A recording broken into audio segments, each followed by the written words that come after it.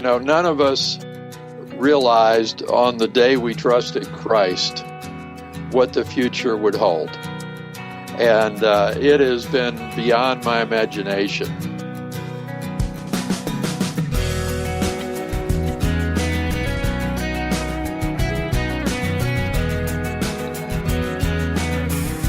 Welcome to this edition of First Person. I'm Wayne Shepherd, and our guest is Bob Tiede, a man dedicated to assist in the training of the next generation of Christian leaders. We'll learn more about great leaders asking great questions and get started in just a moment. Join us online at firstpersoninterview.com, where you'll discover an archive of past interviews which you can stream and listen to at any time. Or if you prefer to take First Person on the go with you in the car or as you travel, you can download our podcast from iTunes. But perhaps the easiest way to listen each week is by using your smartphone and downloading our free app. Look for First Person Interview in both the Apple and Google Play stores. We also have a Facebook page where you can follow us. It's facebook.com/firstpersoninterview, and you can read the comments of other listeners and leave your own comments anytime. I've known this week's guest for many years. Bob Tiede has been with Cru, the ministry founded by Dr. Bill Bright, for well over 40 years and now serves on the U.S. Ministry Leadership Development Team, helping to develop the next generation of Cru leaders. Bob tells us his story now. Well, Wayne, I grew up on a farm in South Dakota. Mm-hmm. And when I graduated from high school, I headed to the University of South Dakota in Vermilion, South Dakota. And there I joined a fraternity, the ATOs. World famous university, right? World famous, the Harvard of the Midwest.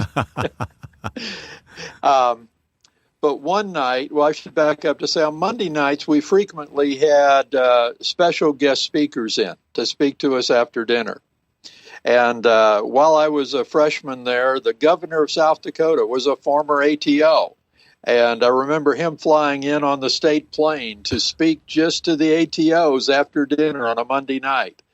Well, one particular Monday night, we came down to dinner, and there was a bunch of fraternity men from Iowa State, and they went in to have dinner with us.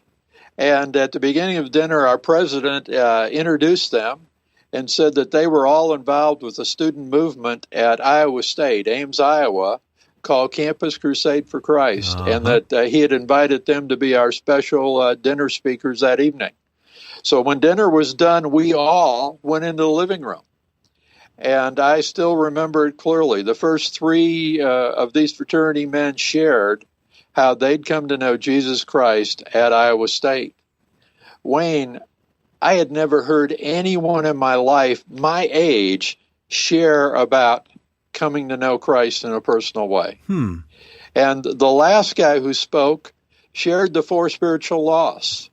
That was my first time ever. Of course he did. Of course he did, to share the 4 spiritual laws. And he ended with sharing the 2 circles. Which circle represents your life? Which circle would you like to have represent your life? And then if you wanted the one with Christ on, he shared a prayer. And I did not pray with him at that time, but later that night, I remembered praying and asking Jesus Christ to come into my life. Wow. And that was my freshman year, October 1967.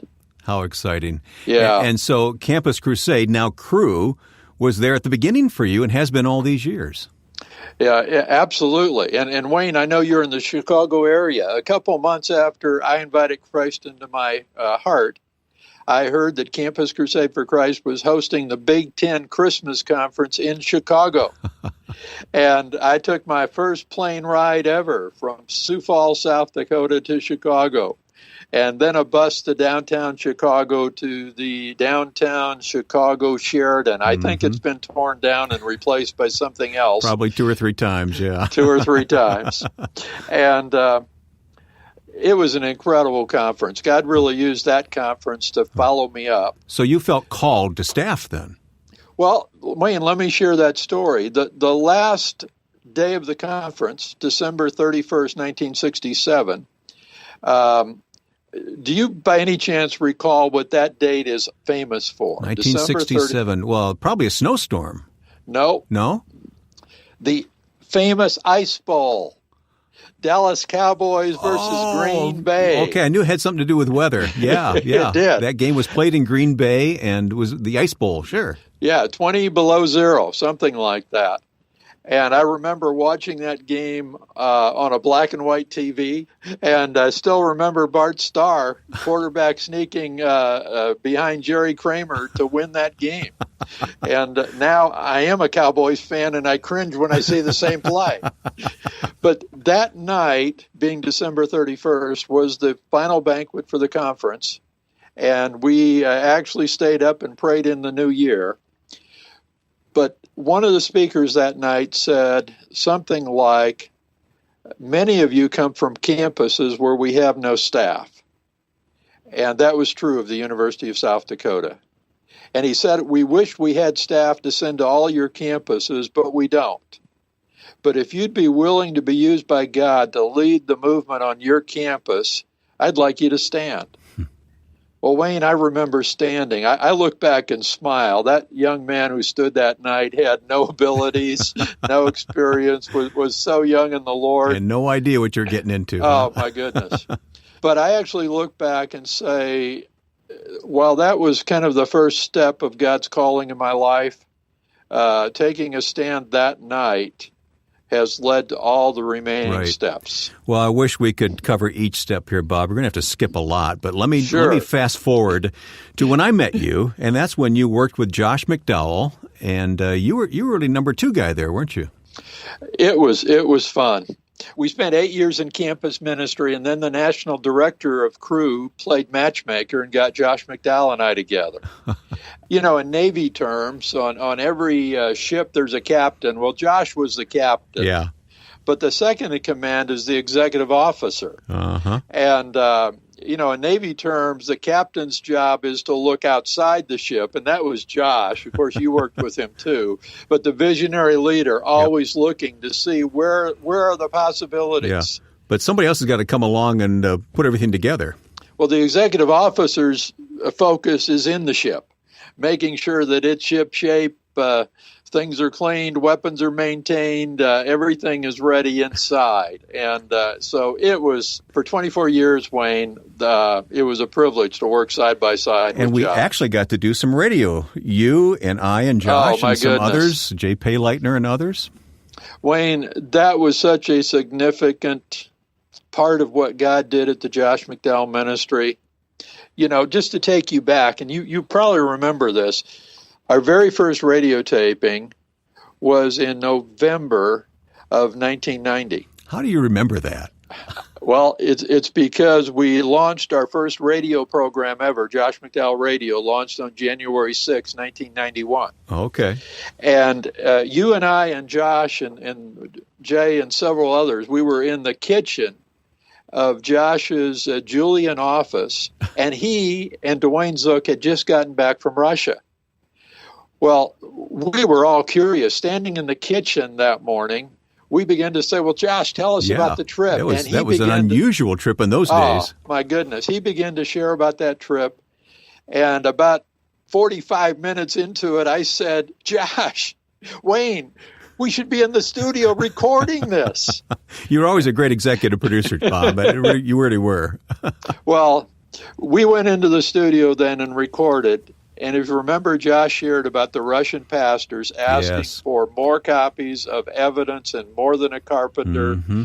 And on the 9th program ever, we had that program. And God began to raise money or provide money through radio. And by the time we were done, not only do we meet that need, I think it was something like 13 million of Josh's books got printed in Russia, and all the Operation Careless, which were the humanitarian aid trips. Thousands of people got involved, and I don't know, thousands probably went with us to Russia if you count them all up, right? Yes, I think my count while I was there, and it's continued to add, but somewhere around 6,000 people went with us to the former Soviet Union, where they had opportunities to share their faith and lead people to Christ. Yeah, I want to remind listeners, this is during the era of glasnost, when the Soviet Union was wide open to spiritual things suddenly, and there was a great hunger, and God used Josh and so many others at Campus Crusade, now Cru, to move into that vacuum and fill that. It was a great privilege, wasn't it? Oh, Wayne, it was. But I want to find out from you what God is doing with you today, because it hasn't stopped. You are still actively involved in ministry. You're still with Cru, right? Yeah, absolutely, Wayne. God called us to Cru when we graduated from the University of South Dakota. Truthfully, we thought it might be for a couple of years and then we'd get a real job. And the real job has never materialized. But we've been recalling the days with Josh. I was with Josh from 1979 to 2003. As you said, Josh McDowell Ministries, which a division of Cru. Part of Cru, yeah. Mm-hmm. And in 2003, we stepped away from that role, and God called us to leadership development for Cru. Our mission statement is developing the next generation of leaders for Cru. And we'll learn more from Bob Tiede about what that entails and learn to ask good questions coming up on First Person. This weekly program is produced in cooperation with the Far East Broadcasting Company. Together, we are committed to telling the stories of Christ at work in the nations of the world. FEBC broadcasts the gospel in nearly 50 of those countries, reaching people in over 100 languages, introducing them to God's love and discipling them through God's Word. To learn more about FEBC and its broadcasts, please visit firstpersoninterview.com and click the banner FEBC. That's firstpersoninterview.com. My very special guest on First Person today is my friend Bob Tiede. Bob is founder and CEO of leadingwithquestions.com, and we'll talk about leading with questions here over the next few minutes. For some 40 plus, almost 45 years, Bob, you've been with Cru, Campus Crusade for Christ formerly? This last June, it was 44 years. 44 years. We're working on the 45th now. How about that? That's a remarkable record of service to Christ, Bob, and You're a great guy. I love talking with you, and I want to learn what God is doing. You're not the kind of guy that just rests on all the past things that we've been talking about, Christ calls us to keep going, and you've been going on some very important things lately, so what's going on? Wayne, since 2003, I've been on the leadership development team for Cru, and the mission is developing the next generation of leaders for Cru. And kind of the elevator speech is in 15 to 20 years, almost none of our current leaders will still be leading. Mm-hmm. Now, this is actually true in every organization, not unique just to Cru. Right. A generation is passing. Who's going to replace them? I get that, yeah. Yeah. And if we fail today, well, Cru doesn't fail tomorrow or next month or even next year, but it may fail 15 to 20 years from now. And people say, Wayne, well, isn't God in charge of that? And when the answer is, well, absolutely. And if he wasn't, there'd be no hope. Right. But we have some responsibility. He has tasked us as stewards, and in my case, stewards of the leadership gifting of our staff. And so with great prayer and great intentionality, we are taking deliberate steps, intentional steps, to develop the next generation of leaders for Cru. All right, what does that look like? What do you do? In 2005, we launched an emerging leadership development program that we call the Senior Leadership Initiative. So this is very intentional. Very intentional. Approximately 25 emerging leaders for Cru go through this program, and it's a 2-year program. So 2007 was the first group. And this last July, we graduated our 5th group and launched the 6th group. And these emerging leaders are outstanding local leaders already. Generally, they've already been on our staff somewhere between 4 to 8 years. So they're not new staff. But we're preparing them to lead at a higher level. And I would say in the past, and this is true of a lot of organizations, we kind of took a great local leader and said, hey, I think Wayne's doing a great job. Let's make him the area leader. and we threw him in the deep end of the pool. And if Wayne swam, we patted ourselves on the back and said, good choice. If Wayne drowned, we backed away from the pool and we would say, I guess Wayne didn't have what it took. Yeah, I've seen that happen. And not realizing that it's not Wayne's fault. What have we as an organization done to prepare them? So we are intentionally preparing them. They commit about 20% of their time. They keep their day jobs because they need a laboratory to apply what they're learning. Mm-hmm. And one of the things that kind of ties into leading with questions is on the leadership development team. The area that's really a sweet spot for me is recruiting outstanding leaders from outside of Cru, many times from business, but other times from education or government or military or medicine.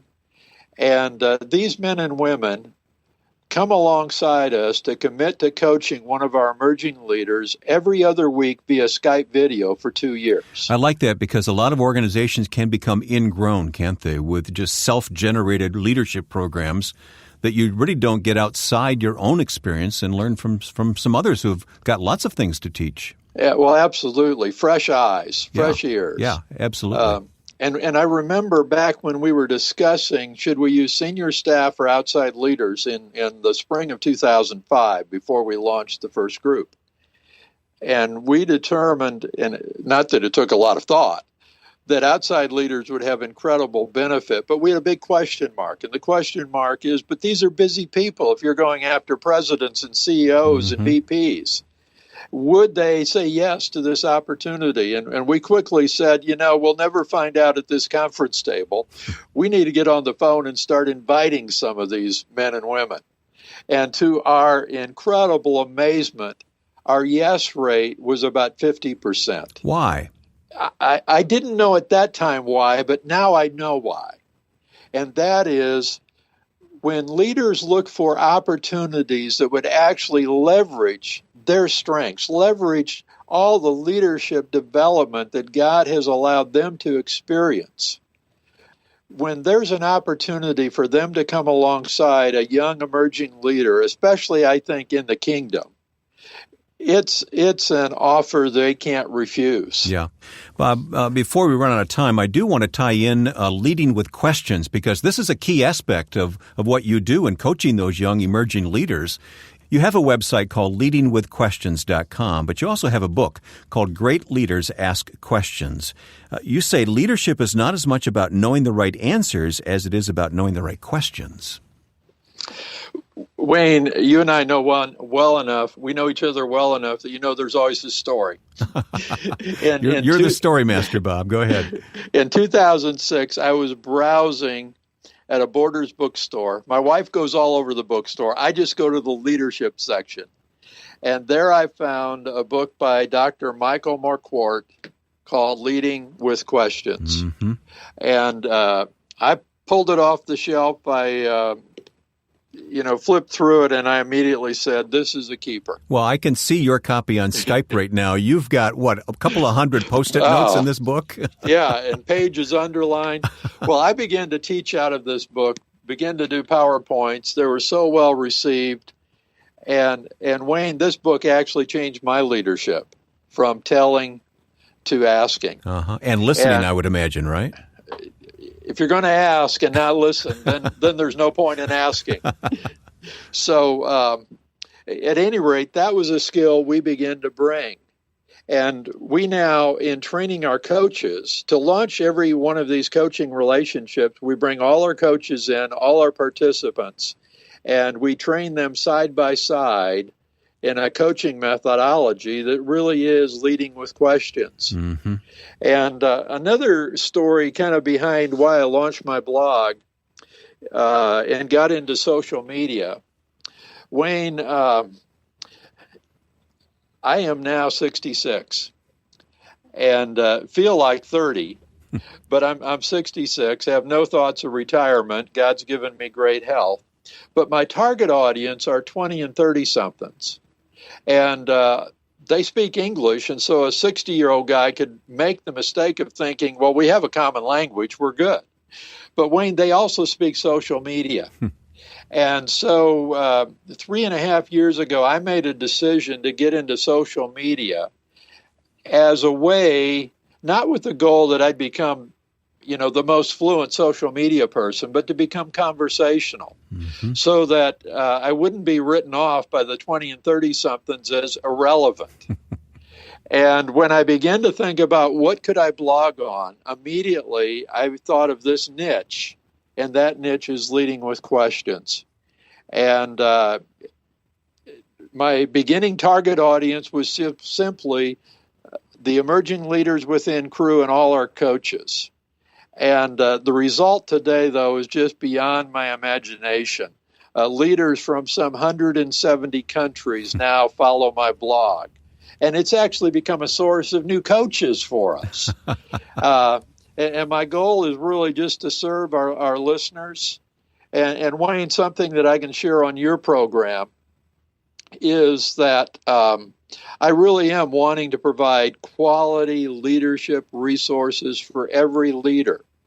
But about once a quarter, I use the platform to give testimony to my faith. My Easter blog post was 3 questions that changed my life.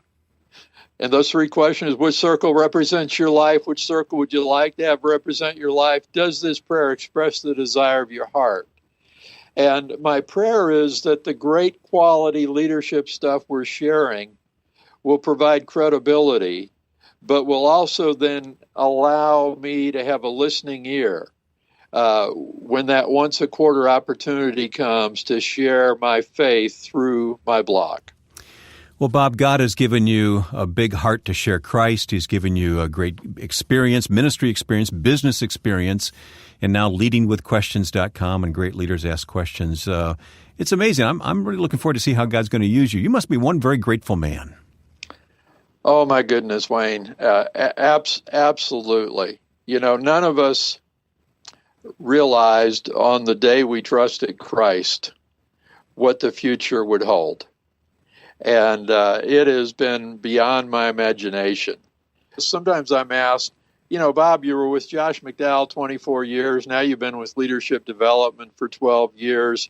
Which of those do you like the most? Or, which has been the better? And I've always said, that's really an unfair question. It's kind of like asking which of my 4 children do I love the most? The fact is, God orchestrates the chapters of our lives and puts them in perfect order. If I hadn't worked side by side with Josh McDowell 24 years and all the things I learned there, I wouldn't have been ready for this chapter. And I love those 24 years there, and I love what I'm doing now. Our guest, Bob Tiede, has a blog called Leading with Questions, and we'll put a link to that site at firstpersoninterview.com. Online, you can download a free ebook copy of Great Leaders Ask Questions.